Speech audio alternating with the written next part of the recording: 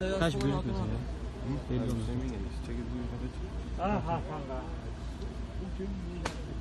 Erdal abi.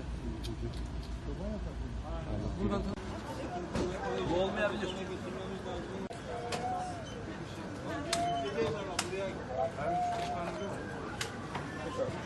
Ya da oradan buraya bir ambulans gönderebilir misin?